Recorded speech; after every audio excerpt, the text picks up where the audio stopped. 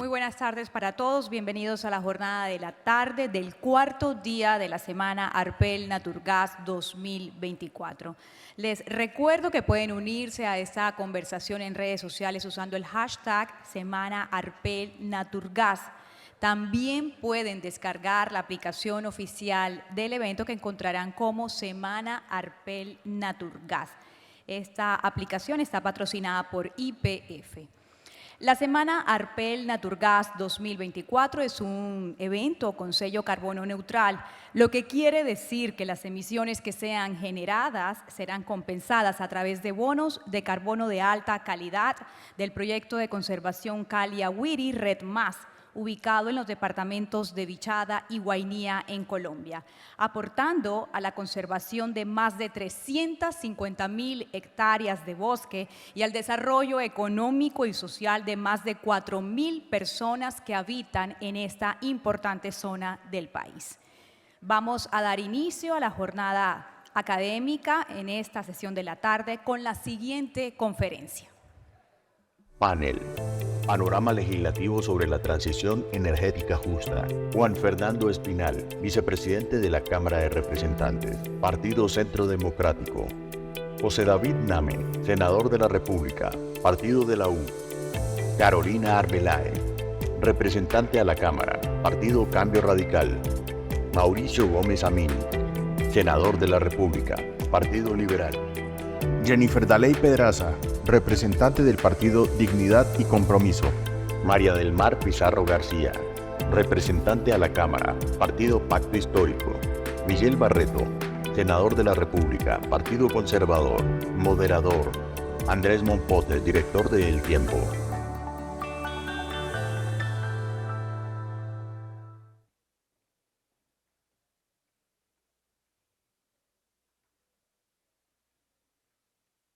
Sean todos bienvenidos a la Semana Arpel Naturgas 2024 aquí en la ciudad de Cartagena. Doctor Andrés, tiene usted la palabra. Bueno, muchas gracias. Bienvenidas, bienvenidos a esta conversación que nos da inicio a la jornada de la tarde. Pretendemos en este espacio escuchar, ver un debate, ver posiciones de ideas, porque si ustedes se dan cuenta, aquí tenemos una representación muy variada, casi que buena parte del espectro político de lo que hoy está sentado en el Congreso de la República, nos acompaña en este momento en este panel. ¿Para qué? Para discutir sobre la importancia y la manera en la que este país debe afrontar su transición energética. Y la sombrilla que hemos escogido es la aproximación desde el Congreso, desde el Poder Legislativo, a la propuesta del Gobierno Nacional de lo que se llama la transición energética justa. Y aquí permítame meter unos elementos de contexto para recordar cuáles son esos pilares que tiene el Gobierno Nacional alrededor de esa transición energética justa, que son algunos de ellos estos. El primero, la equidad. Así lo plantea el gobierno del presidente Gustavo Petro. Habla de equidad relacionada con el acceso igualitario a los recursos energéticos del país, sin afectar los ecosistemas. Otro pilar clave que plantea el gobierno es el tema de la gradualidad, entendida esta como la manera en la que se debe hacer progresivamente el abandono de las fuentes de energía fósiles. También menciona la vinculación social, y aquí hay componentes como las comunidades energéticas. Y un cuarto elemento, que es el de la transición energética intensiva en conocimiento, definida de alguna manera como esa articulación entre las instituciones para que haya de manera armónica un cambio estructural que dé un sistema energético sostenible. Esos cuatro temas tienen que ver mucho con lo que pasa en el legislativo. ¿Cómo se aterriza eso con los debates de control político de los congresistas? ¿Cómo se traducen en proyectos de ley? ¿Cómo se traducen en discusiones que de verdad tengan que ver con el ciudadano? ¿Cómo se puede contribuir a generar un marco normativo que permita generar confianza en el sector y garantizar el presente y el futuro de una transición que sea ordenada, efectiva y realmente benéfica para todos los colombianos? Ese es el escenario. Vamos entonces a empezar por agradecerles aquí. Voy a mencionar rápidamente quienes nos acompañan. Nos acompañan el senador Miguel Barreto del Partido Conservador. Al lado de él está María Del Mar Pizarro, del Pacto Histórico. Nos acompaña también Jennifer Pedraza, de la Alianza Verde, Mauricio Amim, senador Partido Liberal, Carolina Arbeláez, Partido Cambio Radical, representante, José David Name, Partido de la U, senador, y Juan Fernando Espinal, representante, además vicepresidente segundo de la Cámara por el Centro Democrático. Definitivamente tenemos una selección de lujo, tenemos el Congreso sesionando hoy aquí, creo que ustedes son privilegiados por eso, y vamos a entrar en materia, y yo creo que las coyunturas, las noticias, todo lo que se ha discutido en las últimas horas en relación con el gas, nos deben permitir entrar por esa puerta a la discusión, y yo quisiera darle primero la palabra a una dama que nos acompaña, no solamente por ser mujer, sino también porque representa aquí la voz de esa política del gobierno que queremos entrar a analizar y estudiar. Y quiero darle con esta pregunta la posibilidad a María del Mar Pizarra para que nos diga lo siguiente. Yo mencionaba al comienzo, María del Mar, el tema de la equidad, que hace parte de la política del gobierno del presidente Petro, como eje fundamental de la transición energética justa.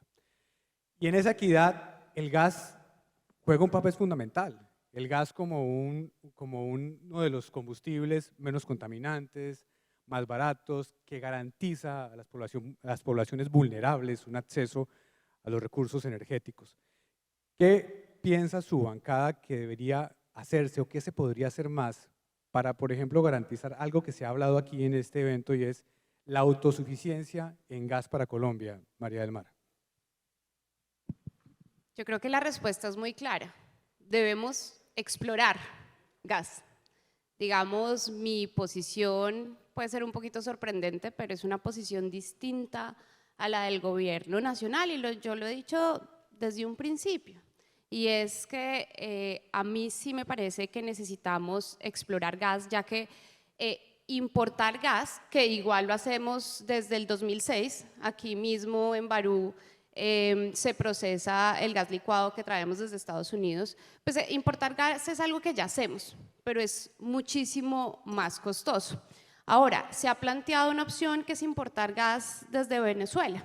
Sin embargo, digamos que tenemos una incertidumbre tarifaria acerca de la importación de gas de Venezuela. Entonces, esto es algo que tenemos que subsanar, tenemos que tener mayor certidumbre de cuánto sería el costo de importar este gas. Yo tengo una pregunta para el sector y de hecho lo estoy hablando con Camilo Prieto, que pues, digamos es un experto en el tema y con el representante estamos trabajando la ley nuclear.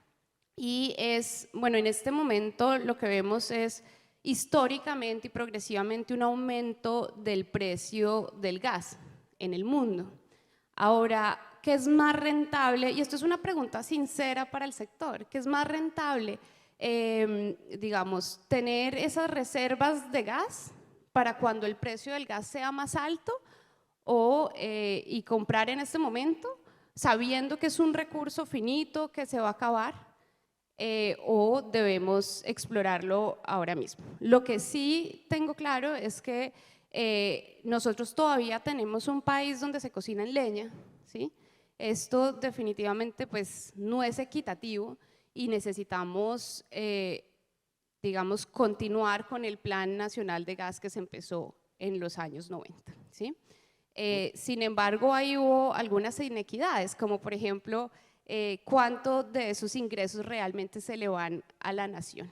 Entonces, ese es como uno de los primeros puntos que tengo. María del Mar, muchas gracias y le agradezco por la respuesta concisa que me permite recordarles a todos que voy a hacer aquí, no lograré ser el botoncito que les apaga el micrófono en el Senado, pero sí, y en la Cámara de Representantes, pero sí pretendo decirles que para que todos tengamos la posibilidad de abordar varios temas, la idea sería que sus intervenciones tengan 2 minutos de duración.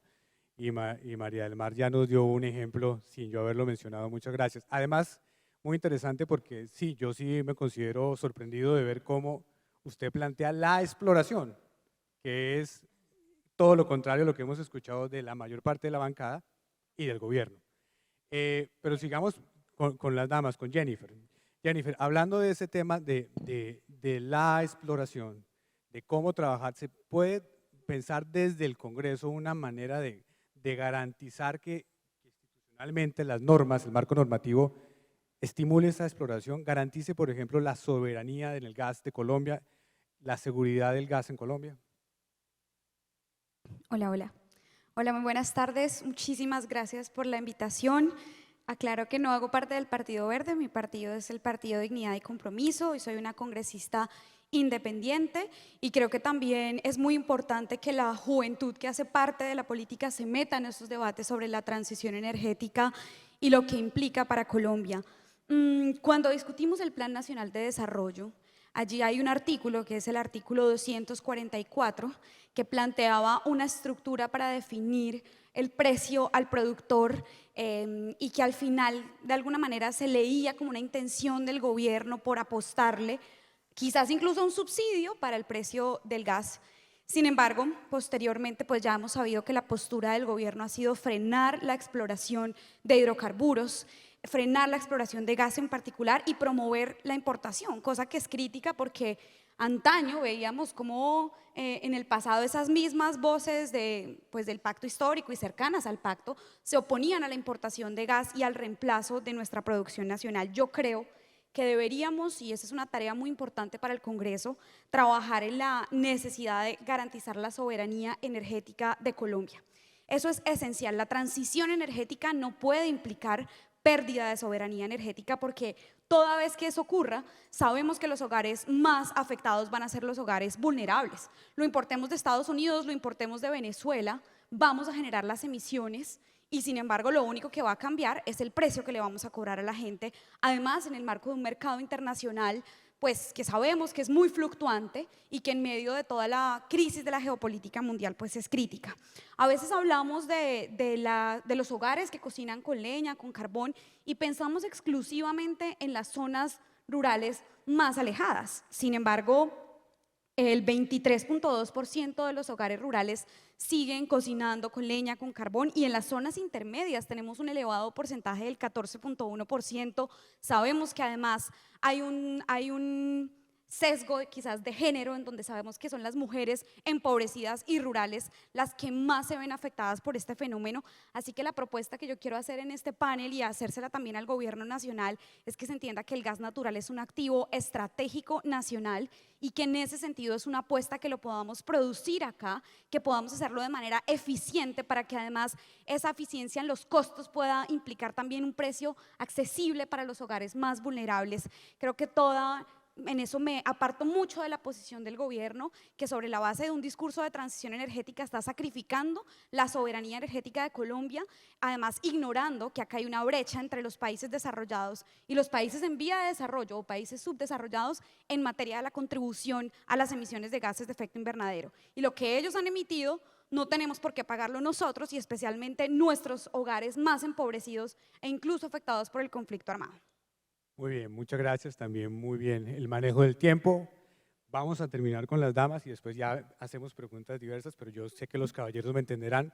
Representante Arbeláez, usted precisamente tiene en la línea de lo que han manifestado sus colegas un proyecto de ley en este momento en curso en el Congreso que tiene que ver con facilitar ese acceso al gas desde el proceso en el que se construyen viviendas de interés social y prioritario. ¿En qué consiste ese proyecto? ¿Cómo se vincula esta discusión y en qué va esa iniciativa? Gracias, Andrés, por la pregunta. Por supuesto, un saludo muy especial a nuestra presidenta Luz Estela y a todo el público en general. Bueno, es un importante proyecto en el cual hemos venido construyendo y donde, por supuesto, Naturgas ha sido un aliado importante pues, en esta iniciativa. Este es un proyecto que busca que las viviendas de interés social que se entregan tengan la red del servicio de gas natural, o sea, que sean entregadas con la conexión de gas natural. Yo creo que aquí los colombianos merecen que se le entreguen una vivienda digna. Precisamente con este proyecto lo que buscamos es que el gas natural, que es un servicio público esencial, llegue absolutamente a toda la población más vulnerable, que son esa población que puede acceder a un subsidio de vivienda, pero que cuando le entregan esa vivienda solo se la entregan con luz, con la red de luz y con la red de agua, pero sin la red de gas natural. Entonces es allí cuando pues ese beneficiario o ese propietario tiene que sacar de su bolsillo para tener que pagar la conexión de gas natural. Y pues la idea con este proyecto, y que ya va muy avanzado, nos falta el último debate en la Cámara de Representantes para que sea un proyecto de ley, precisamente tenga acceso al gas natural. Un proyecto muy bonito. La verdad es que me siento muy contenta que haya podido tener el respaldo en el Senado de la República de los senadores, que ya surtió sus 2 trámites y que pues está a punto de convertirse en proyecto de ley. Yo creo que con esto le vamos a cambiar la vida a muchas familias en Colombia, a las familias más vulnerables, porque estamos totalmente convencidos que el gas natural cambia la vida de las personas, que es la forma en cómo cocinan las familias en Colombia, y que esto hoy, que el año pasado, por ejemplo, que se vendieron 100.000 viviendas, 98.000 viviendas fueron entregadas de interés social. Entonces, pues aquí lo que vemos es que se hubiera podido cambiar la vida de esas 98.000 personas si tienen acceso al gas natural. Representante, gracias. Entonces vamos ahora sí, senador Miguel, para poder entonces seguir conectando. Aquí hay un proyecto de ley que vemos que está avanzando con el respaldo de consensos en el Congreso, lo cual es una señal muy interesante. Pero ¿qué más se puede hacer y qué se está pensando desde el Partido Conservador para garantizar esa seguridad energética basada en gas en el país? Bueno, muy buenas tardes para todos. Yo creo que es muy importante el papel de las instituciones en Colombia. El papel que debe jugar la CRED es un papel muy importante. Y hoy el país tiene una debilidad en la CRED. En cuanto a los miembros que la conforman y en cuanto a los trámites que están represados en la CRED, que no generan confianza en la inversión en Colombia.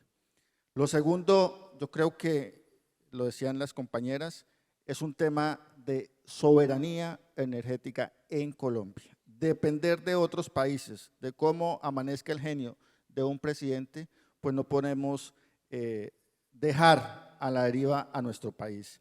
Yo creo que Colombia debe seguir en producir internamente su gas. Hoy Colombia, por el fenómeno del Niño, está importando cerca del 35% del gas que se consume en nuestro país.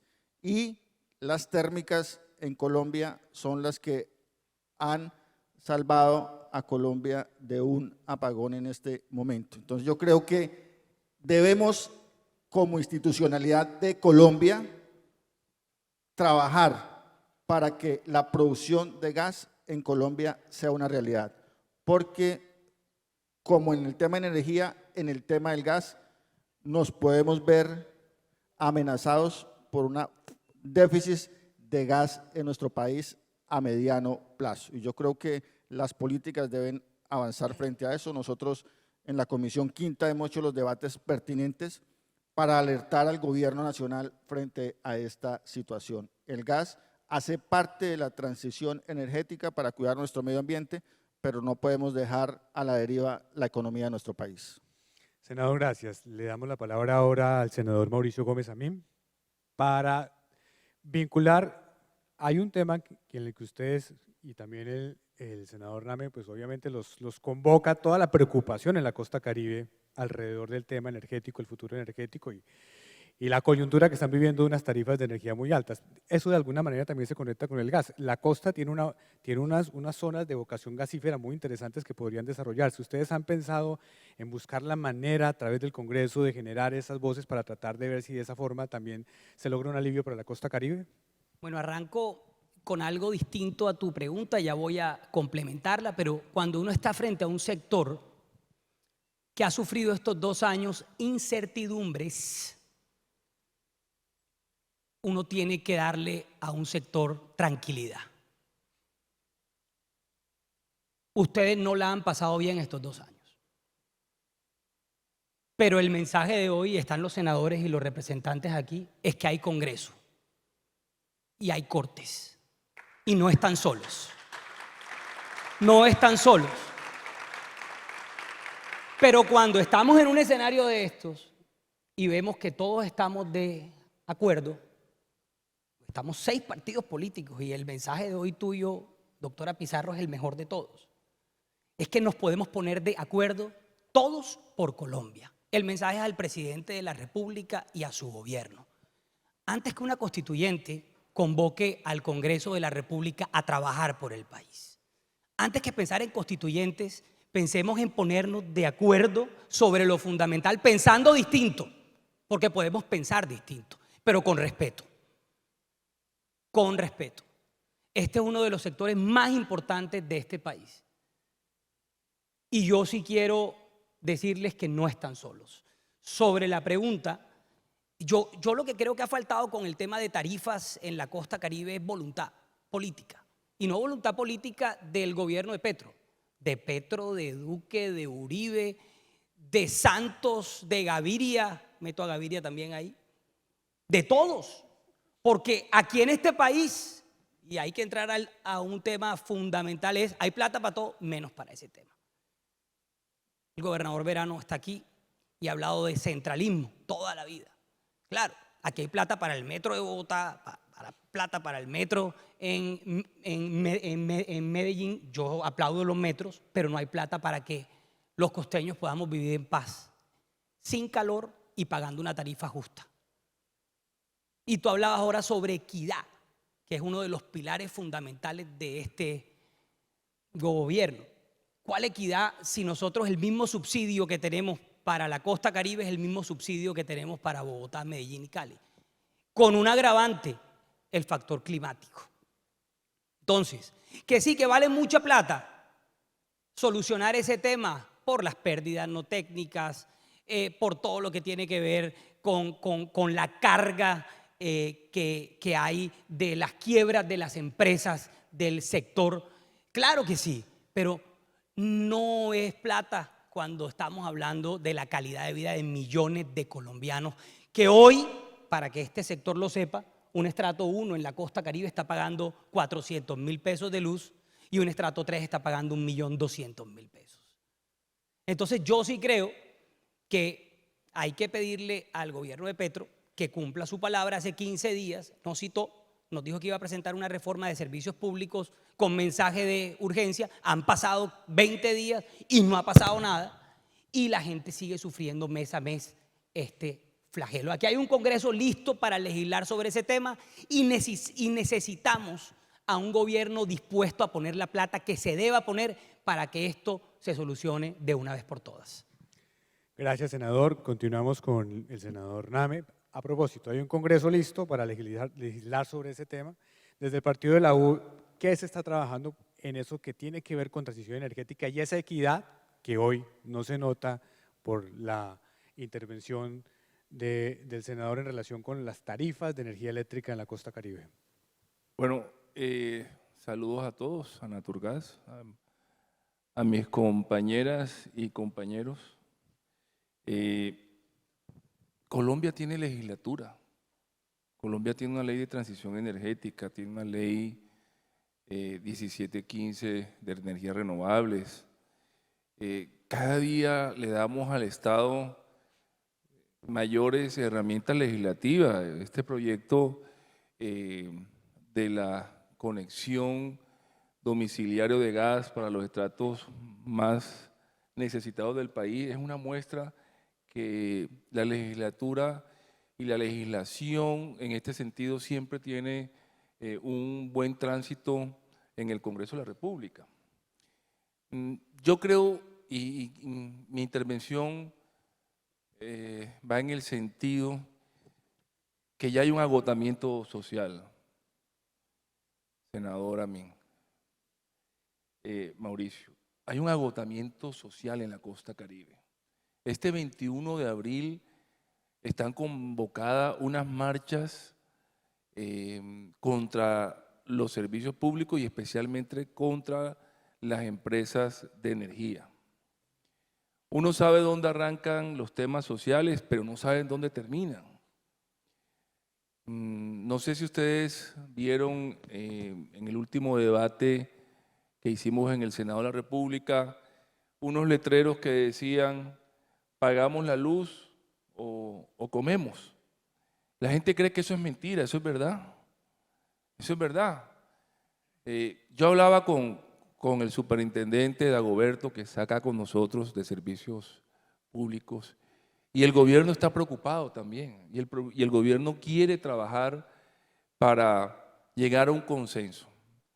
El llamado es a los generadores, sobre todo generadores hidráulicos del país, que tienen, creo que el 90% de la generación eléctrica del país en tiempos normales, no en estos momentos, en tiempos normales, este país genera con el 90% de agua.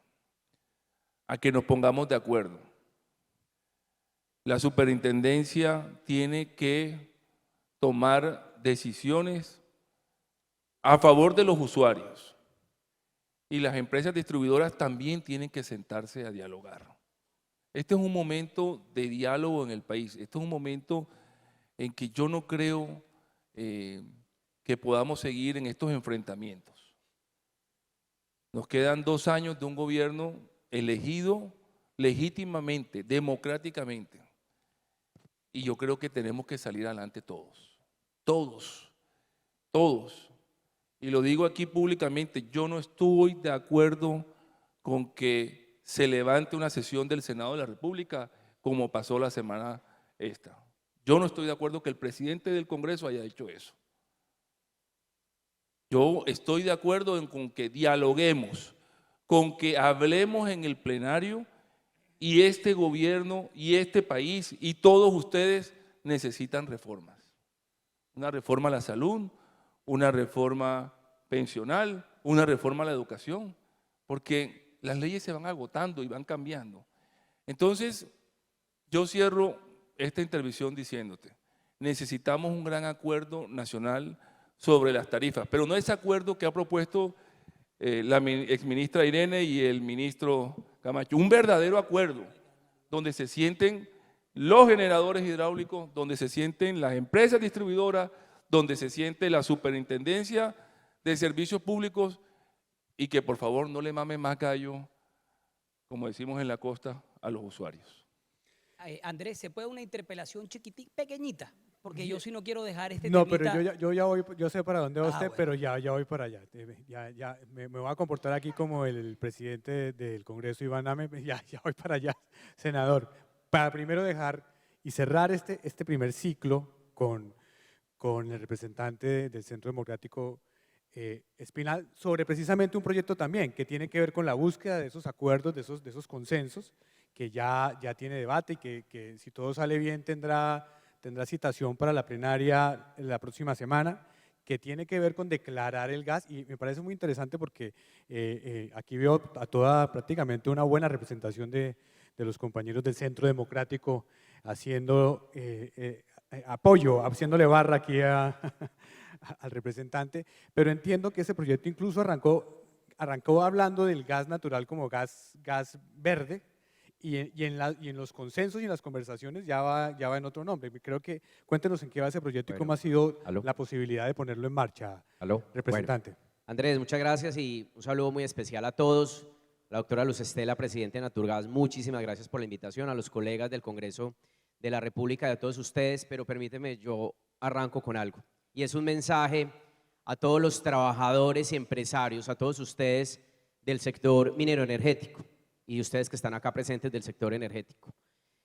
Aplauso para todos ustedes porque sí tienen que tener muchas capacidades profesionales y un cerebro muy ágil para que ustedes representen el 54% de las exportaciones.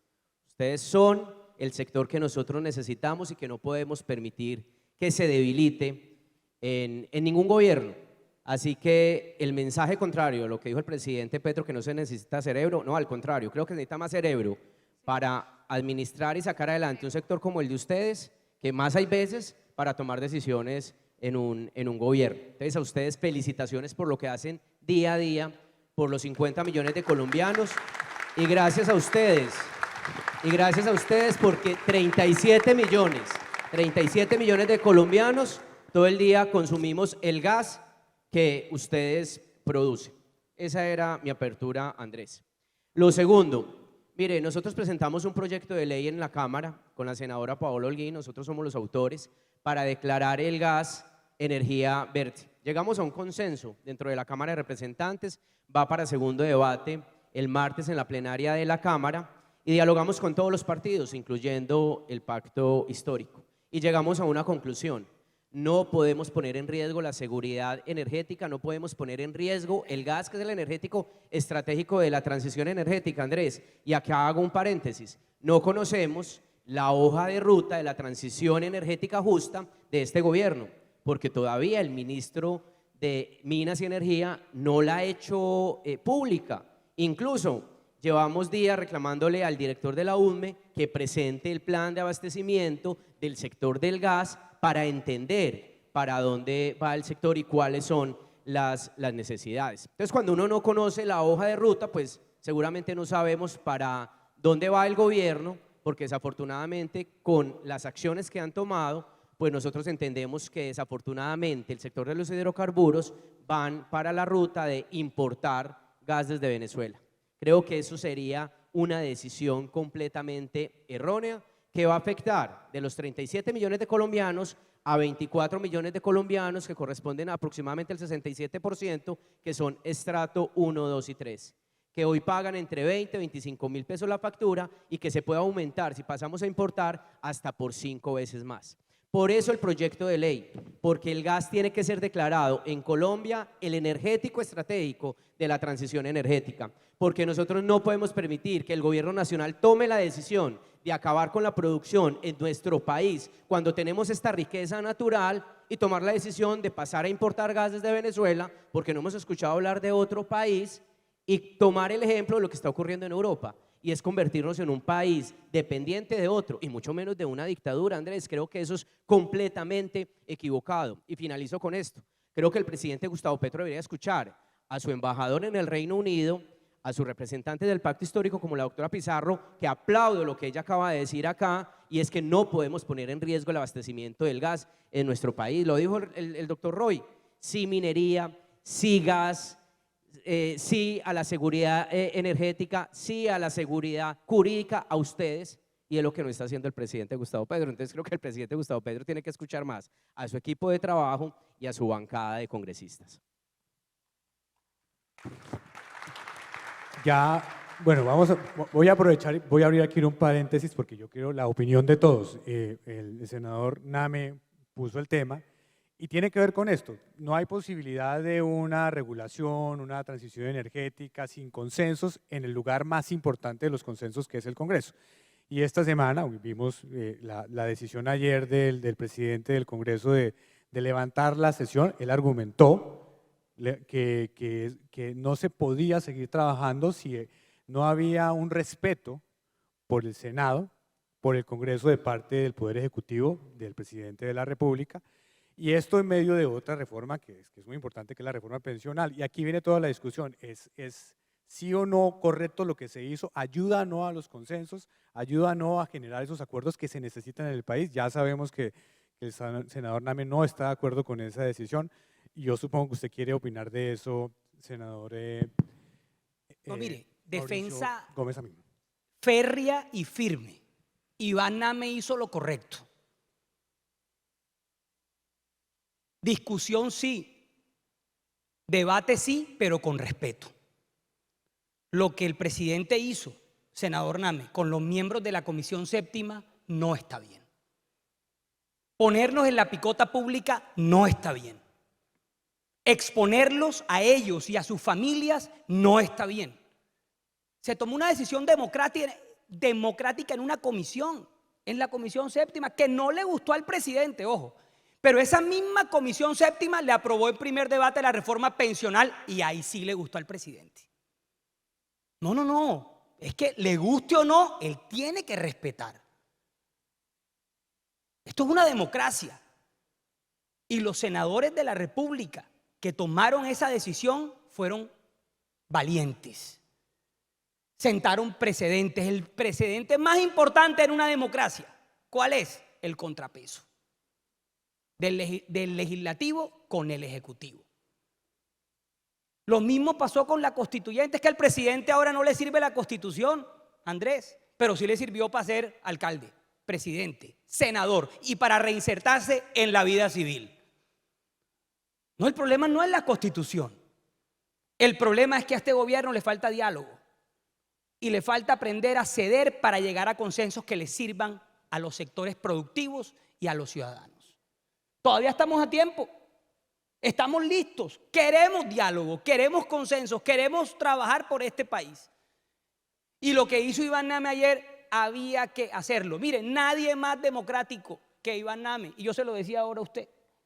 La mitad de las sesiones de las plenarias nuestras en Senado las ha dirigido María José Pizarro. El pacto histórico. Iván Name, como un caballero, le ha dado el puesto a María José para que presida el Senado. Garantías sí hay. Pero lo que sí exigimos, la mayoría de los partidos políticos, es que al momento del debate haya respeto y haya altura. Bueno, vamos a escucharlos a todos sobre ese tema. Voy a darle ahora la palabra a la representante Pedraza. ¿Estuvo bien? ¿Estuvo mal? ¿Ayuda a los consensos? ¿No ayuda a los consensos? ¿Es necesario esa señal de respeto que dice el senador Gómez Amí? ¿Usted cómo lo ve? Desde mi perspectiva, la actitud que ha tenido el presidente Gustavo Petro, incluso con voces que en alguna medida podemos coincidir con algunos aspectos planteados por su gobierno, ha sido una actitud bastante violenta. En mi caso, por ejemplo, la respuesta que tuve de parte del gobierno nacional en un debate de control político a la ministra de Ciencia y Tecnología es una respuesta que ha generado pues un montón de violencia en mi contra, y creo que es constante esta actitud de parte del gobierno nacional con el Congreso cuando no se le aprueban sus proyectos. Ejemplo, tanto que hablaron de los partidos que habían sido supuestamente financiados por multinacionales y que no podían votar en la Comisión Séptima porque iban a votar en contra de la reforma a la salud, pero esos mismos partidos fueron los que votaron a favor de la reforma a la salud en la Cámara de Representantes, y ahí sí no les pareció que estuvieran impedidos. Es claro que acá hay una actitud del gobierno nacional, pues de bombardear constantemente la separación de poderes, de irrespetar al Congreso de la República, y esta posición de convocar una constituyente que mucha gente decía, no, pero no creo que pase, puede ser un globo en el aire, pero que cada vez se vuelve más recurrente en algunos voceros del gobierno nacional, pues yo no la puedo suscribir, la verdad.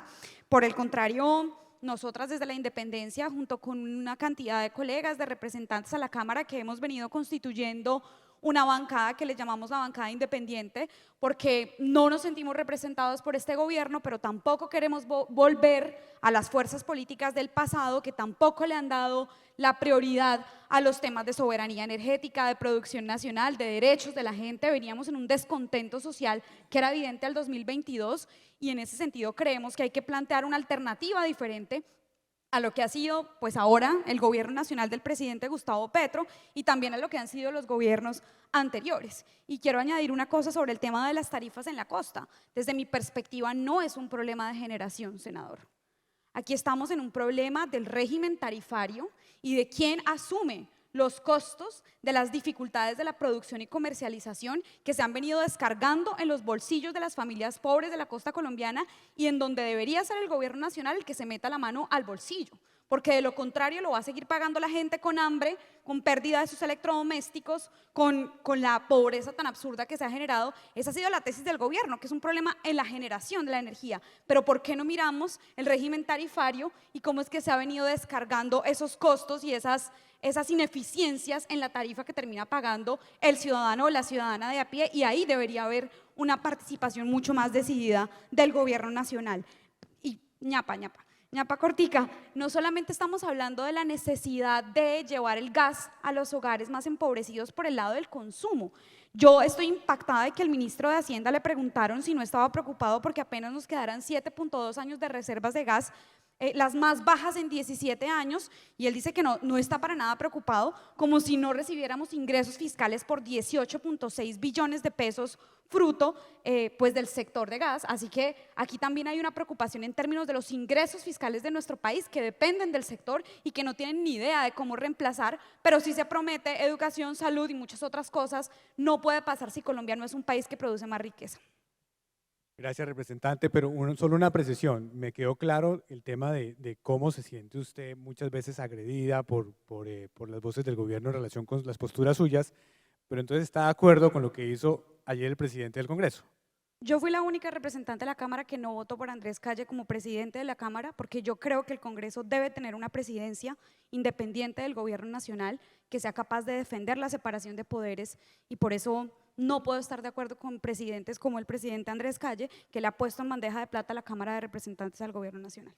Bueno, voy a darle la palabra a la representante Arbeláez, su opinión, y luego voy a seguir obviamente con María del Mar para ver qué visión tiene sobre el tema que estamos discutiendo. ¿De Andrés, acuerdo o no de pues, acuerdo con lo que pasó en el Congreso? todo el respaldo al presidente de la Cámara por la decisión de levantar la plenaria. Yo creo que del Senado.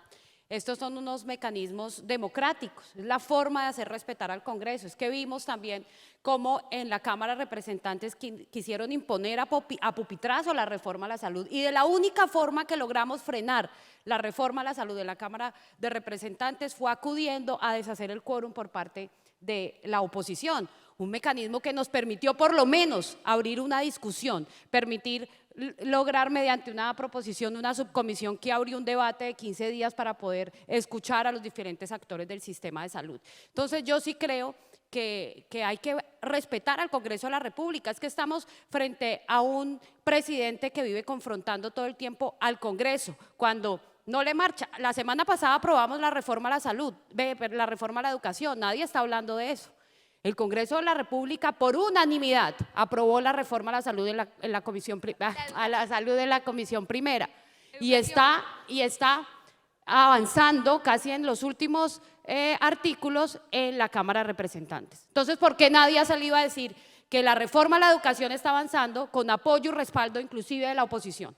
Que hemos hecho aportes a la construcción de ese documento. Eso sí no lo sale a decir el señor presidente, porque eso sí no le conviene, porque su narrativa es una narrativa de división, de polarización y de odios. Entonces, aquí yo sí creo que el presidente actuó como debe ser. El presidente del Senado tiene la facultad para hacerlo, y sobre todo de pedirle respeto al señor presidente por los senadores que toman unas decisiones en democracia.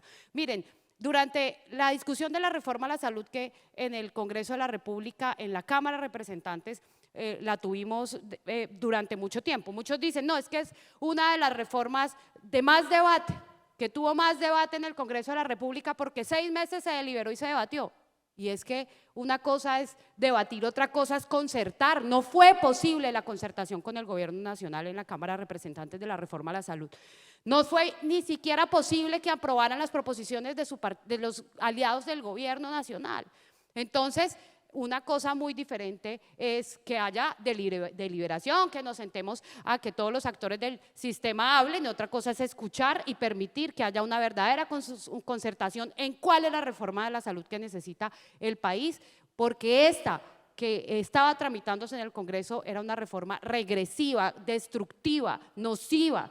Era un Frankenstein porque finalmente, de verdad, que no solucionaba ninguno de los problemas que actualmente tiene el sistema. Entonces, yo sí creo, y todo el respaldo al presidente del Senado, por supuesto. Bueno, María del Mar, ¿cuál es la posición suya en relación con lo que pasó? Yo creo que nosotros tenemos un problema de diseño institucional, político.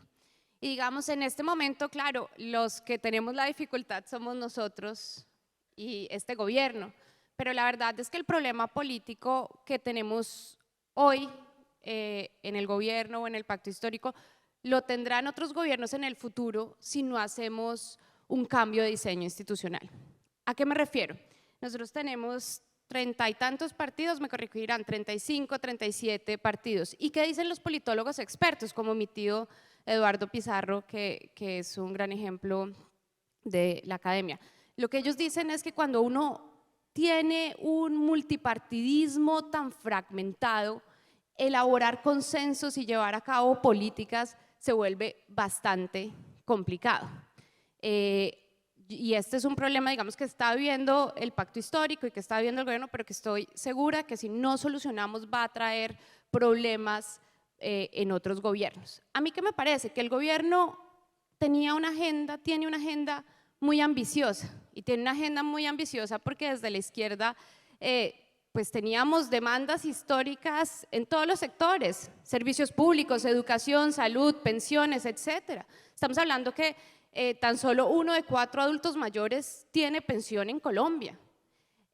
Sin embargo, también, además de que teníamos una agenda muy ambiciosa, tenemos una estructura estatal totalmente burocrática y paquidérmica. Intente sacar un decreto, una resolución, se demora un año, tiene que pasar por múltiples ministerios y yo creo que esto lo hemos vivido todos acá, la dificultad de trabajar con el diseño institucional que tenemos. Entonces a mí sí me preocupa este multipartidismo tan fragmentado. Es que en las elecciones pasadas teníamos el partido de Fico, el partido de Alejandro Gaviria, o sea, teníamos más que partidos con una ideología y una posición política, teníamos personalismos políticos. ¿Y esto qué favorece? Pues favorece al clientelismo, favorece la corrupción.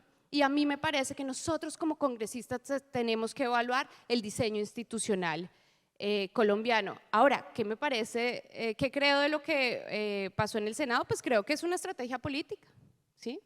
Válida, no válida, es una estrategia política y no debemos juzgarlo con moralismos. Que también, ¿qué me parece? Pues que claro que hay un problema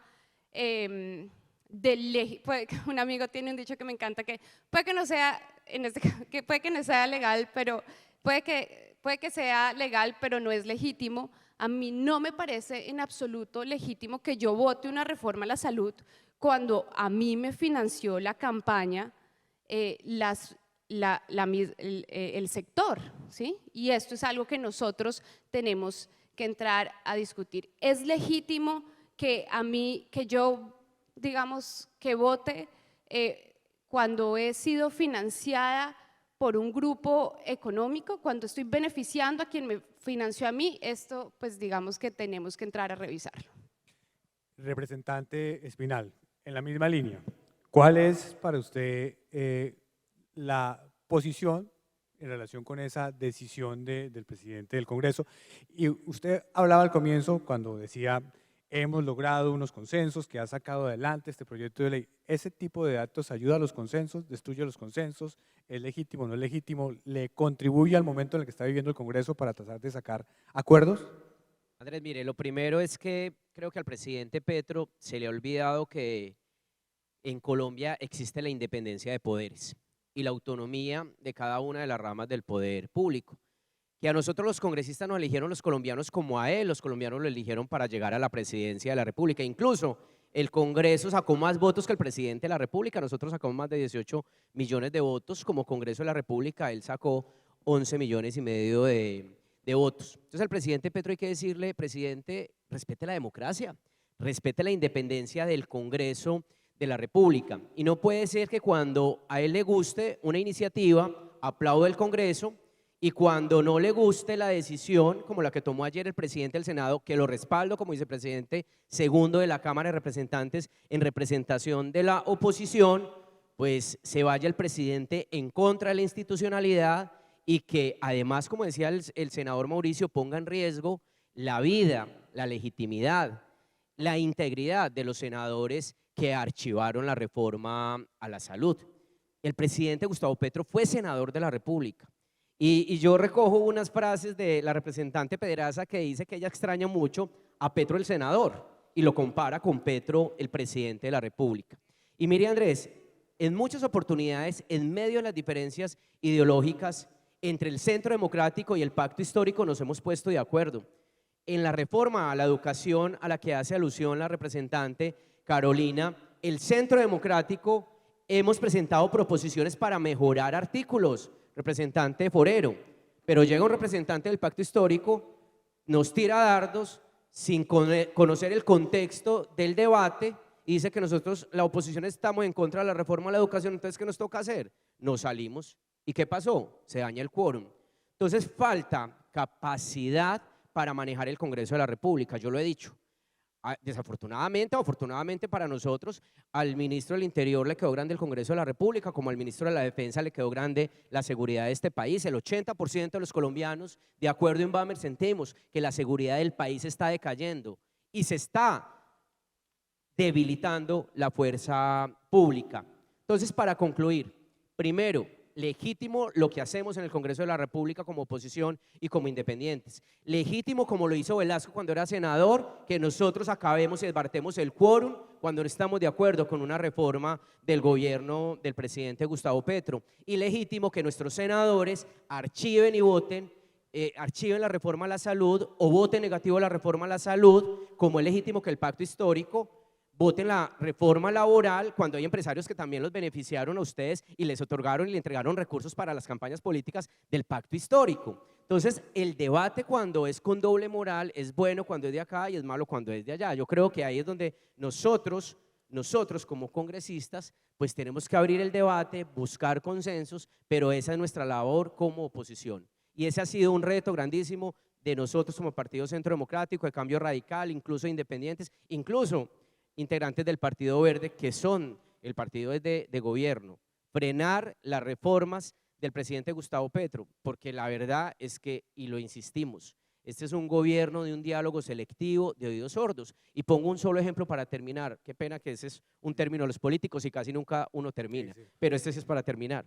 El presidente Uribe fue a la Casa de Nariño a hablar con el presidente Petro, y Forero estuvo, la senadora Paloma estuvo presente en esa reunión, para ponerle sobre la mesa nuestras observaciones frente a la reforma a la salud. Y no escucharon ni una sola propuesta de las que nosotros llevamos. ¿Por qué? Porque ellos representan realmente una visión completamente diferente a la que nosotros defendemos, que es un sistema mixto y que ha entregado a todos los colombianos cobertura del 99% en materia de salud. Senador Barreto, entonces en ese choque de visiones que resume un poco la coyuntura política, aquí lo que estamos viendo es un choque de modelos, de visiones sobre el país.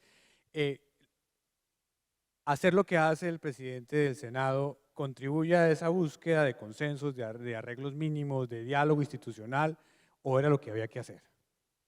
Bueno, yo creo que hoy el debate está un poco pesado en Colombia.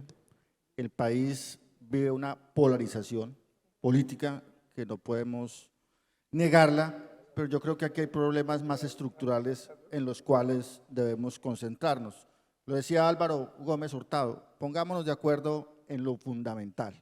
Y yo creo que levantar o no levantar la plenaria del Senado, pues no le contribuye a nada al país.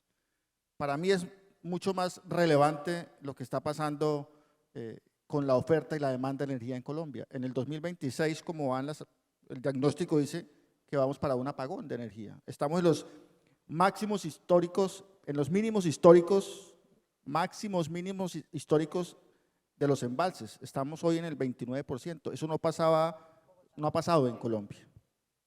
Yo creo que eso es mucho más preocupante si el presidente del Senado levanta o no la plenaria, o lo que está pasando con la importación y la soberanía energética de nuestro país. Yo creo que el Congreso de la República pues también tenemos que dar ejemplo y concentrarnos en debatir los temas importantes que requiere hoy el país.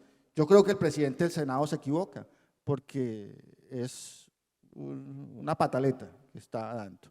Eso para mí no es defender la institucionalidad del país. Defender la institucionalidad del país es dar los debates. Y dar los debates y dejar las posiciones claras de lo que representa cada partido político, respetando a los demás partidos, pero dejando claro nuestras posiciones políticas, lo que ha pasado con las reformas. Nosotros en la Comisión Quinta, con el senador Name, hemos dado unos debates de energía, de los embalses, de gas, y hemos dejado nuestras posiciones. Dimos el debate del fracking en Colombia, pero también respetando la democracia. El Congreso de la República está para debatir, para hacer leyes, para hacer control político. Levantar una sesión, pues yo creo que para mí eso no es tan relevante y tan importante como debatir los temas que hoy tiene Colombia. Yo he visto una parte del sector del gobierno que está de acuerdo en la exploración, en la explotación y en impulsar la industria nacional. Hemos tenido discusiones, yo creo que aquí está el superintendente de servicios públicos, hemos tenido discusiones con él, con el papel que debe jugar la superintendencia de servicios públicos en Colombia. Por ejemplo, el mercado de la energía en Colombia cuesta aproximadamente $7.000 millones. El presupuesto de la superintendencia son 400.000 millones de pesos. ¿Cómo va a hacer un control una superintendencia, con todo el respeto del superintendente que está acá, que no es culpa de él, pero cómo la institucionalidad yo me atrevería a decir que el mercado superó la institucionalidad del país. Entonces yo creo que esos son los temas que hoy tenemos que debatir en el Congreso de la República, por supuesto, de acuerdo, defendiendo los intereses de los colombianos. Y ya que usted menciona eso, volvemos, porque me parece importante escuchar la opinión de todos ustedes, además con mucha altura, todas diversas, pero con un respeto impresionante, que es lo que esperan los colombianos de los congresistas, este tipo de conversaciones.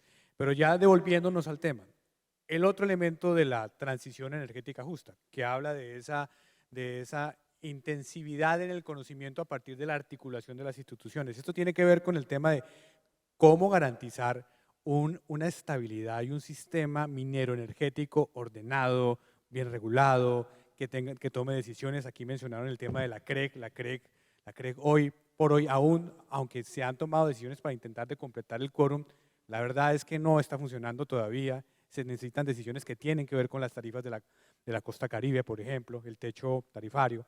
Pero el tema es cómo desde el Congreso, y voy a empezar con usted, senador Mauricio Gómez Amín, cómo desde el Congreso se puede trabajar para poder generar todo un fortalecimiento de esa institucionalidad mineroenergética que tiene que ver con el tema del gas. Senador. Pregunta difícil con una respuesta corta y rápida, no nombrando ministros activistas.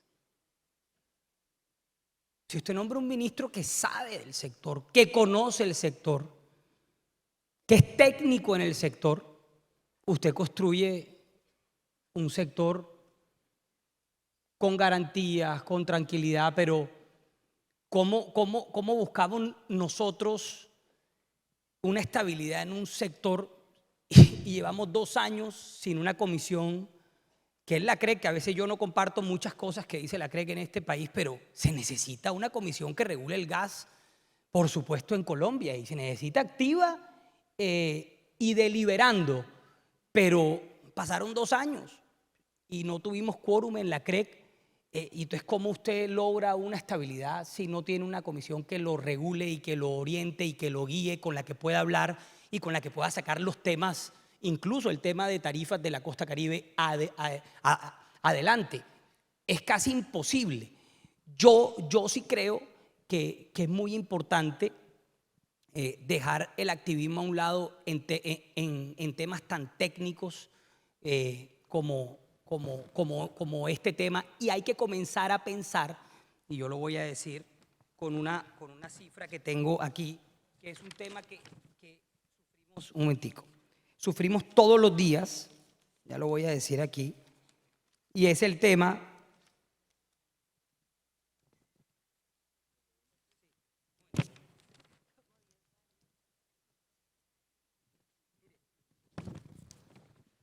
mire. Si nosotros comenzamos a dialogar con el sector del gas y comenzamos a hablar del Fondo de Estabilización del Precio de Combustible, comenzamos a ver en el gas la posibilidad de reducir ese fondo y darle mucha más estabilidad al sector. La sustitución de diésel por gas en el país hay que comenzar a pensarla en serio. Y no se puede comenzar a pensar en serio en un tema de estos si no tenemos los técnicos al frente del sector. Yo sí creo muy importante. ¿Es a través de una ley o de qué manera se puede implementar? Por supuesto, pero dirigida por un gobierno. O sea, es que aquí, por supuesto que el Congreso puede actuar hasta un punto, pero si no se tiene la voluntad política del gobierno de turno es imposible hacerlo. Y por eso le digo lo importante que es tener al frente del Ministerio de Minas a una persona que conozca el sector de la minero energético. Y yo también me sumo a lo que Juan dijo arrancando su intervención, y es el presidente Petro, desde que llegó el primer día, le declaró la guerra a este sector, porque no le gusta, porque cree que la transición energética se puede dar de una manera irresponsable. Claro que hay que transitar hacia eso, pero responsablemente, no olvidando que las finanzas de este país dependen en gran medida de sectores como este. Y tú no logras porque no lo ha hecho ningún país del mundo, avanzar hacia esa transición sin los sectores que tienen que ver con ella. Si yo fuera presidente, lo que yo hago con un sector como este es convocarlo, trabajar con ellos de la mano y caminar hacia la transición de la mano de ellos. ¿Cómo vamos a caminar? ¿Cómo vamos a llevar el país hacia eso que nosotros queremos y soñamos? Pero no es atropellando a un sector, no es evitando el diálogo con un sector, no es nombrando ministros activistas que vamos a lograr nosotros que las cosas se den. Bueno, sigamos con usted, senador Name, por favor. Y en ese sentido, usted que anteriormente permitió abrir el debate sobre si es conveniente o no, la manera de buscar consensos, los diálogos que usted dice que son importantes ahora, ¿cómo se pueden construir esos diálogos o esos acuerdos en torno a un fortalecido sistema institucional minero energético que permita tomar decisiones del presente y del futuro de manera ágil? Bueno, yo creo que de este fenómeno del Niño, lo que nos va a quedar a los colombianos es que le podemos demostrar al gobierno de Gustavo Petro que gracias al gas y gracias a este sector, hoy no hay un apagón en Colombia. Hoy se está generando, creo que con algo alrededor del 45-50% de la energía que se está generando en el país, se está generando con las termoeléctricas. Varias a carbón, la gran mayoría a gas.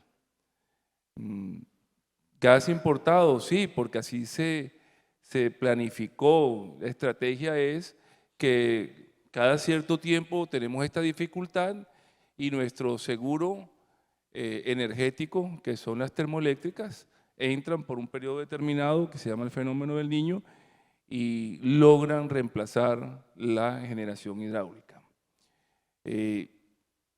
Yo creo que hay que dialogar y yo creo que este gobierno ya se dio cuenta con todo lo que le ha pasado en el Congreso de la República, que si no dialoga, que si no deja de imponer sus ideologías, yo lo hablaba con la representante Pizarro, que necesitamos cada día más, es un diálogo, porque usted le pregunta a Mauricio Gómez Jamín, o le pregunta al representante Espinal, todos queremos una reforma a la salud, todos, pero no la reforma que presentó el gobierno. Y yo quiero decirte algo, Mauricio, que hablabas del respeto a los congresistas. Yo te recuerdo también que el partido de la U también votó en contra de la reforma a la salud en la Comisión Séptima. Nosotros también fuimos importantes para hundir ese Frankenstein, como dijo la representante de la Cámara. Lo que yo quise decir cuando expresé que no estaba de acuerdo que el presidente del Congreso haya levantado la sesión es que yo estoy por el diálogo. Yo creo que nosotros tenemos que llegar a un consenso en el Congreso de la República. Porque el gobierno, porque la opinión pública también está cansado de los extremos de la izquierda, de los extremos de la derecha. El país lo que quiere es cambio, el país lo que quiere es progreso. Y nosotros no podemos esperar a que cambie un gobierno dentro de 2 años para decir, dentro de 2 años es que vamos a arrancar el cambio, el progreso, las reformas. Entonces, la base de todo, desde el partido de la U, que es un partido independiente, no es un partido de oposición, ni es un partido de gobierno, la base de todo es el diálogo y los consensos. Representante Espinal, mencionaba el senador Name que cree que el gobierno, a raíz de lo que le pasó con la reforma de la salud, puede estar en una disposición distinta. ¿Usted cree que existe esa posibilidad para construir, por ejemplo, acuerdos en relación con el tema energético? Pues mire, Andrés, lo primero es que creo que nosotros tenemos que tomar una decisión como país frente a la transición energética. Y es que la transición energética tiene que ser una apuesta de Estado y no de gobierno. La transición energética inicia con el presidente Uribe cuando inauguró el primer parque eólico en la en La Guajira, luego el presidente Santos cuando incluye en el ordenamiento jurídico las renovables con beneficios tributarios, el presidente Iván Duque da un gran salto, una revolución en materia de transición energética, la ley de transición energética que el senador Name fue ponente, la ley de cambio climático, y llega el presidente Gustavo Petro, al que le hacíamos el llamado de construir sobre lo construido cuando hablamos de transición energética para llegar y cumplir con los compromisos del Acuerdo de París 2030, una reducción del 51% de los gases de efecto invernadero, y en el 2050 la carboneutralidad, y hemos visto que hay un retroceso en el avance de la transición energética. Incluso de acuerdo al Foro Mundial Económico, nosotros hemos bajado 10 puntos en lo que habíamos ganado en transición energética.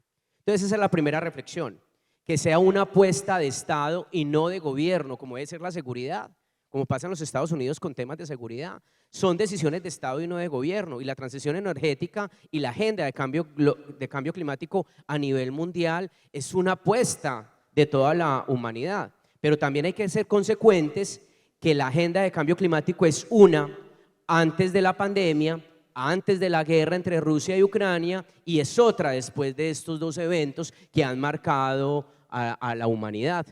Entonces aquí hay que hacerle llamado al presidente Gustavo Petro, y es que su ministro publique la hoja de ruta. No ha publicado la hoja de ruta de la transición energética justa. Han hablado de los pilares, de los principios. Cuando estuvo la ministra Irene, ella en 3 oportunidades en menos de 6 meses cambió la estrategia de la hoja de ruta de la transición energética justa, pero nunca la entendimos. Incluso se atrevió a decir que al 2042 nosotros teníamos reservas de petróleo y de gas, y llevó al presidente Gustavo Petro en su gira internacional a dar declaraciones completamente erróneas, sin argumentos técnicos. Y estoy de acuerdo con el senador Mauricio. En este tipo de carteras, ojalá en ninguno no existieran activistas si tuviéramos ministros técnicos profundos que tomen las decisiones con responsabilidad. Y finalmente, mire, si nosotros no tenemos petróleo, gas, minería, si nosotros no tenemos las termo que hoy están dando estabilidad energética al país, porque si no estuviéramos en un apagón, pues nosotros no vamos a lograr la transición energética. Incluso el debate, lo que habla la representante Pizarro, lo tenemos que abrir ante la opinión pública, Congreso y todas las instituciones. Necesitamos la ley de energía nuclear que beneficia temas en materia de seguridad alimentaria, de seguridad energética y de salud para todos los colombianos. Y nos da temor. Entonces, esa tiene que ser la apuesta, y el llamado de atención al presidente Gustavo Petro. No tanta improvisación, escuche más, dialogue con todos los sectores, sea tranquilo. Y termino con esta reflexión. Nosotros los paisas, que aquí está nuestro gerente de EPM, pues cuando nos da la espalda el presidente Petro y nos niega los recursos para terminar la vía a Urabá, que es la vía Mar 1, Mar 2 y el Toyo, el túnel más largo de la región, donde vamos a conectar a Buenaventura con Puerto Antioquia, que lo estamos construyendo en el Urabá, y que va a ser fundamental para la competitividad económica de nuestro país, y nos dicen no los recursos de Pacífico 1, que es la puerta de entrada al Chocó, al eje cafetero, al Valle del Cauca, que conecta con Urabá y con Córdoba. Pues nosotros nos toca reinventarnos y sacar una vaquita, y los invito para que nos ayuden. Estas vías 4G son de todos los colombianos, eso no es de los antioqueños, y es responsabilidad de él. Esas son las decisiones en las que el presidente Gustavo Petro tiene que poner mucho cuidado, porque no afecta a un sector político, no, afecta a todos los ciudadanos. Representante Arbeláez, usted que tiene un proyecto de ley andando, que ha logrado consensos, que están bastante avanzados, diría yo, ¿usted ve también la posibilidad de seguir generando en este ambiente que hay hoy en el Congreso acuerdos para la transición energética del país? Pero por supuesto, es que miren, Colombia tiene áreas de vocación de gas, y yo creo que en ese sentido es ridículo que no estemos buscando la posibilidad de seguir explorando y explotando gas, que es tan importante para la transición energética. Es que la transición energética es la columna vertebral el gas es la columna vertebral de la transición energética. Entonces yo me pregunto, ¿por qué un gobierno tan radicalizado que se va por todo el mundo a hablar de transición energética, pero entonces piensa que la transición se hace importando el gas de Venezuela, cuando estamos renunciando a la autosuficiencia que tenemos de gas natural? Pero no solamente eso, sino también a los recursos y a esas fuentes que nos dan las regalías para el desarrollo económico y social de nuestras regiones. O sea, ¿por qué renunciar a eso? Es que precisamente es esta industria hace parte de un sector que le da el 20% de los ingresos corrientes a la nación en el presupuesto. O sea, vamos a renunciar a ese desarrollo económico y social que nos da precisamente esas fuentes de financiación, a esos proyectos de nuestras regiones. Yo sí creo que es muy incoherente el discurso del señor Gustavo Petro en el mundo, y yo sí les quiero decir que desde el Congreso de la República estamos tomando medidas y acciones. Ya con varios congresistas nos hemos puesto de acuerdo, porque sí vamos a salir a contarle al mundo qué es lo que está pasando en Colombia en materia de transición energética. Es que la exministra del Crecimiento Económico, que fue la doctora Irene Vélez, nos prometió una ruta de transición energética en 6 meses. Van a cumplir 2 años y no hay una ruta clara. ¿Y sabe qué es lo más triste? Que habiendo constituido ya un pacto que aquí lo acaba de firmar la presidenta de Naturgas con los gobernadores, el gobierno nacional no se le midió a firmar ese pacto. Un pacto por la transición energética, ni siquiera un documento donde hay unas líneas trazadas con este sector para poder ayudarle al gobierno nacional a lograr esa transición energética que tanto pues está promoviendo en el mundo. Entonces, precisamente por eso, con varios congresistas, estamos construyendo un documento para contarle al mundo, allá a todas esas organizaciones internacionales donde se ha ido a hablar mentiras el señor presidente con incoherencias, porque, repito, quiere una transición energética con el gas importado de Venezuela, pues donde hoy tienen un gobierno dictador en cabeza de Nicolás Maduro. Entonces, ¿por qué vamos nosotros a permitir eso? Que sigan engañando al mundo. Entonces, aquí vamos a estar con firmeza. Yo sí, pues también quiero mandar un mensaje de esperanza. Yo sí creo que los colombianos no nos podemos rendir, no nos vamos a rendir a los criminales que hoy están más fortalecidos, y tampoco nos vamos a rendir a seguir construyendo un país conjuntamente. A decirle al señor presidente que aquí vamos a estar presentes desde el Congreso de la República defendiendo las instituciones y la democracia, porque yo creo que eso es lo más importante que tenemos hoy, desde el Congreso la tarea por hacer, pero también desde las altas cortes, también desde la prensa, desde los ciudadanos y desde este sector que tanto le aportan a la economía y al desarrollo de nuestro país. Representante Pedraza, el ejercicio de imaginarse esa consolidación de la transición energética con respaldo, con ayuda, con decisiones del Congreso, ¿lo ve posible? ¿Cómo sería posible en este ambiente de polarización del legislativo? Me parece esencial hacer una pequeña lista de los proyectos e iniciativas legislativas del Gobierno Nacional que han pasado por el Congreso de la República para mostrarle a la opinión pública colombiana que de verdad, pues cuando ha habido una apuesta en general por lograr un acuerdo, esto se ha logrado. Pasó el proyecto de paz total, pasó el Plan Nacional de Desarrollo, que por ejemplo tiene un artículo muy interesante, que es el artículo 244, al que yo me refería previamente, que abre la posibilidad de que, de hecho, pueda existir una especie de fondo de estabilización de precios del gas. Sin embargo, pues eso obviamente no se ha desarrollado. Pasó el proyecto de jurisdicción agraria, campesinado como sujeto de especial protección, la reforma tributaria, está avanzando la ley estatutaria de educación. Básicamente los 2 proyectos que se han hundido fue la reforma política, que ustedes saben que era un esperpento de proyecto, y la reforma a la salud, que al final terminó convertida en un Frankenstein.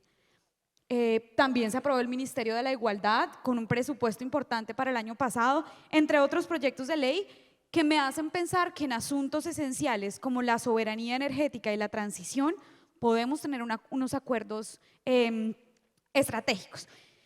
Me gustaría señalar que el papel y la contribución que puede hacer Colombia al problema del cambio climático no es solamente la transición energética, que es muy importante, más como una oportunidad de producción y de insertarnos en el mercado internacional de la producción de energía, sino que también tenemos unos retos inmensos en materia de adaptación al cambio climático y en materia de deforestación, que creo que deben hacer parte de la discusión ambiental de cuál va a ser nuestra contribución en esos 2 objetivos. Hace poco hemos encontrado unas cifras alarmantes sobre incrementos en la deforestación en Colombia y hay que ponerlo sobre la mesa.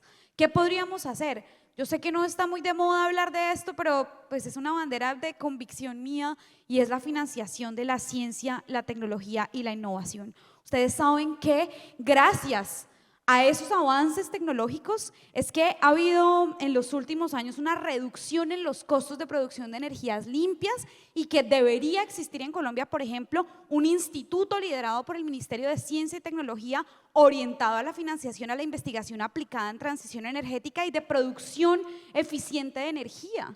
Eso debería ser una apuesta esencial. Está planteada en el Plan Nacional de Desarrollo, pero como ustedes saben, del dicho al hecho, pues hay mucho trecho. Es una de las grandes tareas y misiones que tiene encima el Ministerio de Ciencia y Tecnología. ¿Y saben qué acaba de radicar el Gobierno Nacional en el Congreso? Un anteproyecto de presupuesto que le recorta el 40% del presupuesto al Ministerio de Ciencia y Tecnología. ¿Saben que del Fondo de Regalías de Ciencia y Tecnología solamente se ha ejecutado el 6% de la plata, que era la más alta que habíamos tenido en los últimos bienios de regalías, 2.9 billones de pesos? Que el sector de ciencia y tecnología es el séptimo de menor ejecución en el gobierno, de menor ejecución en los últimos 15 años, si no estoy mal. O sea, aquí debe haber una apuesta clara, no solamente por discursos rimbombantes, sino por una asignación presupuestal decidida hacia el desarrollo de la ciencia y la tecnología, porque es que ningún país le vende a otro la tecnología para competirle. O si se la vende muy cara. Y nosotros tenemos cerebros impresionantes. Ustedes saben que el presidente Gustavo Petro, cuando ganó la presidencia, llamó a todos los doctores de Colombia de la diáspora que se devolvieran a trabajar en este proyecto de nación. Y lamentablemente eso de nuevo se quedó en un discurso. Si queremos hablar de transición energética, sí o sí hay que financiar la ciencia y la tecnología y que exista una investigación aplicada sobre estos temas, que no son solamente las ciencias llamadas ciencias duras o naturales, sino también las ciencias sociales. Eso debería ser una apuesta central. Yo sé que ya existía un borrador de hoja de ruta de transición energética a punto de salir. Hubo cambio en el ministerio y al día de hoy no lo conocemos. Entonces yo añado a todo este debate porque puedo suscribir muchos elementos, pero un país que no financia la ciencia y la tecnología está condenado al subdesarrollo.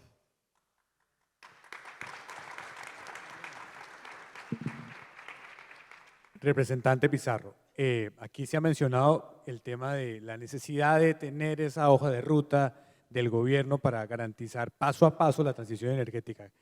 ¿Qué ve usted en relación con ese tema? ¿Qué sabe y cómo se podría impulsar desde el Congreso para garantizar que exista ese mapa de camino que pone en aterrizaje la idea de la política que tiene el presidente Gustavo Petro? Bueno, pues antes de entrar en materia, yo quería decirle al senador Amin que ojalá usted tenga razón y sea tan fácil como cambiar un ministro la ruta para la transición energética, porque yo creo que tenemos que hacer otras cosas como ampliar la diversidad de la matriz. En este momento el 70% de nuestra matriz depende del agua, de las hidroeléctricas, y ese es uno de los primeros puntos. Por esa razón, como lo dijo el doctor Espinal, nosotros venimos trabajando en una ley nuclear, que digamos es la estrategia a futuro en Europa, Canadá e incluso Estados Unidos para diversificar la matriz energética en estos países.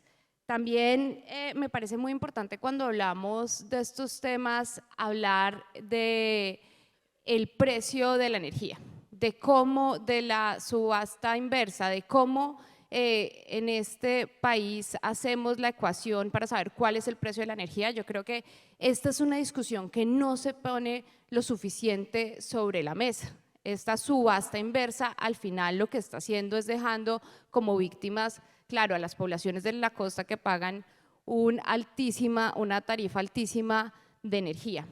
Otro tema que me parece súper importante y que yo creo que nos quedamos costos es invertir en la transmisión de la energía, no solo en los generadores, sino también en la transmisión, y vemos cómo en el Caribe colombiano, pues además de que no tenemos mucha generación, tampoco se invirtió lo suficiente en el tema de la transmisión de energía. Muy bien, vamos, ya tenemos muy pocos minutos, vamos a acabar y vamos a hacer lo siguiente, si le parece, senador Barreto, que lo he escuchado a usted hablando del tema, varias veces lo mencionó, pero tal vez vamos a aprovechar que cada uno en un minuto, les voy a pedir ese favor para poder terminar en el tiempo que tenemos previsto. En un minuto, ¿por qué sí, por qué no el acuerdo de gas con Venezuela y cuáles son sus razones a favor o en contra de esa iniciativa en concreto, senador Barreto? Bueno, yo creo que en Latinoamérica ya tenemos una experiencia y es perder la soberanía energética. No podemos esperar que nos cierren la llave de un día para otro y Colombia, ¿cómo puede quedar? Hoy Colombia, por supuesto, está importando el 35% del gas, que lo hace en Cartagena. Yo diría que Colombia debe apostarle a la producción interna. ¿Por qué? En el tema de ingresos corrientes, más o menos es el 20% del presupuesto. De las importaciones, el 40%, de las exportaciones, el 50% que genera esta industria. Y hablar de transición energética no solamente hablar de transición de gas, energía, también es hablar de transición del presupuesto nacional. ¿Qué vamos a hacer con esos recursos? También es cómo vamos a transformar la industria y cuánto le cuesta eso al país. Entonces, decir que vamos tan fácil que vamos a importar gas de Venezuela, pues yo le apostaría a no asumir el riesgo de perder la soberanía nacional. Muy bien, vamos a continuar por acá y vamos así en ese orden, si les parece, para que se vayan preparando. ¿Por qué sí, por qué no? Representante Espinal, ¿dónde ve usted los puntos claves de su respuesta en relación con esa propuesta? Bueno, primero, insisto en que no podemos abandonar la posibilidad que tenemos como país de continuar explorando y produciendo el gas que necesitan los 13 millones de colombianos que hoy no tienen el acceso directo, de los 37 que ya lo tenemos, y que gracias a ustedes ese gas llega a nuestras casas, a las empresas, a los vehículos, llegan a las termo que han prevenido un apagón. Segundo, hombre, en Venezuela no hay nada, en Venezuela no hay democracia, que es elemental para todos los ciudadanos. Entonces nosotros vamos a tomar una decisión en cabeza del presidente Petro para ir a comprarle gas al dictador y para fortalecer la dictadura y abandonar y dejar a un lado y desconocer a toda esta cantidad de empresarios que todos los días se levantan para que nosotros tengamos el gas en nuestras casas para la vida cotidiana. No es justo. Y estoy de acuerdo con el senador Barreto. No podemos permitir además que Colombia se convierta en un país dependiente energéticamente. Nos llevarían al fracaso. Y una ñapita. Este es un llamado de atención con cariño. No abandonen la bandera ni el discurso del fracking, porque en Colombia no está prohibido, está suspendido y el próximo presidente de la República deberá llegar a retomar los 2 proyectos pilotos de investigación científica que suspendió el presidente Gustavo Petro. No perdamos esa oportunidad y que sea una decisión técnica y científica y no ideológica, porque no le aporta a la economía, al trabajo de los colombianos y a la seguridad energética de nuestro país. Senador Name, ¿sí o no gas de Venezuela? ¿Por qué? Ese es un globo, eso nunca va a pasar. Venezuela no tiene forma ni siquiera de tener autonomía energética. Este gas que tenemos hoy, no fue que lo sacamos de un sombrero de un momento a otro, es un proceso trabajado durante varios años. Si no arrancamos, si no seguimos explorando gas hoy, mañana, en las próximas semanas y meses, dentro de 2, 3, 4 años, 5 años, vamos a tener un problema, una crisis muy grande. Y por ideología no podemos entregar nuestra seguridad energética. Por una ideología que nada más es de Gustavo Petro, ¿no? Porque si uno escucha a Maduro, es de izquierda, pero no está en esa ideología. Si uno escucha a Lula, es de izquierda, pero no está en esa ideología.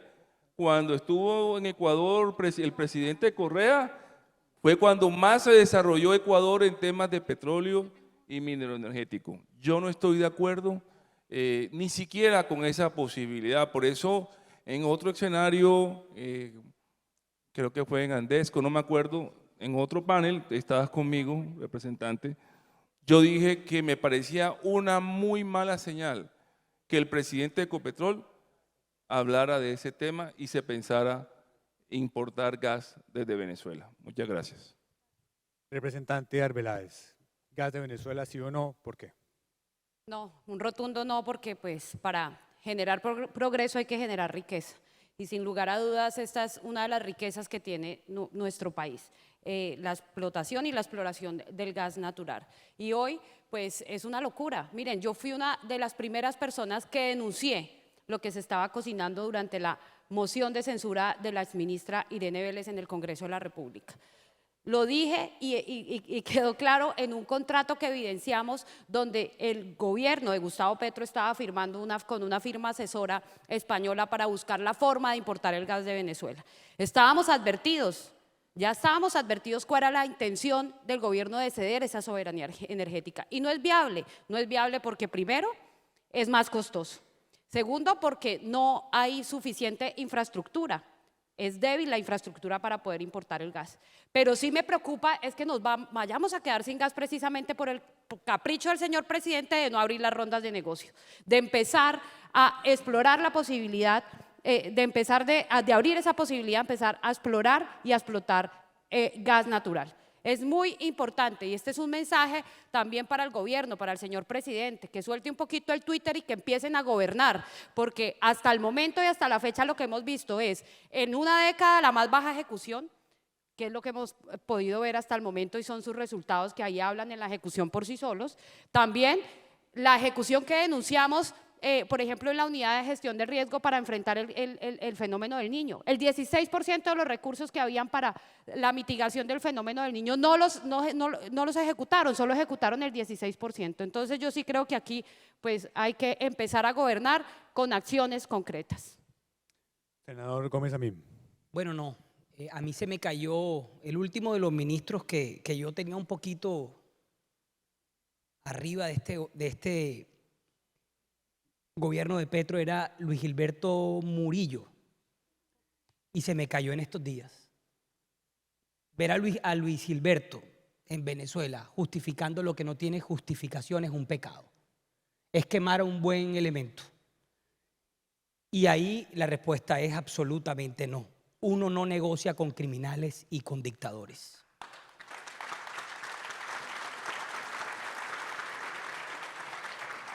Dos, una interpelación pequeñita, no me puedo quedar con eso, pero es que aquí los dos ministros que hemos tenido de Minas han sido activistas. Irene fue la más de todas. Cuando estaba aprendiendo, la sacó el presidente. No alcanzó a aprender, pero cuando medio estaba hablando un poquito cuerdo, el presidente la sacó.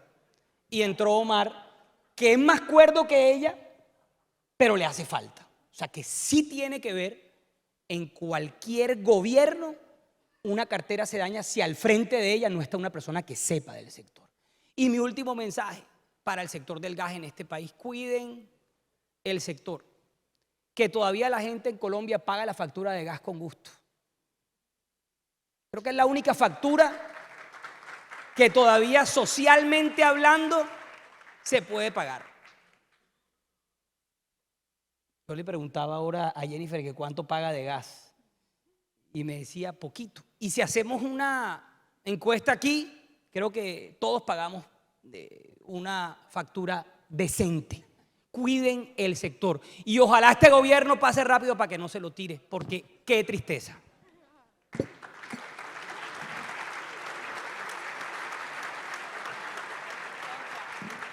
Su turno, representante Pedraza, por favor. Hay una tendencia, no sé si de pronto la han visto, últimamente a contabilizar las emisiones de gases de efecto invernadero en los países de donde se extrae el hidrocarburo y no a contabilizarlo en los países en donde se consume. Yo no puedo estar de acuerdo con ese planteamiento.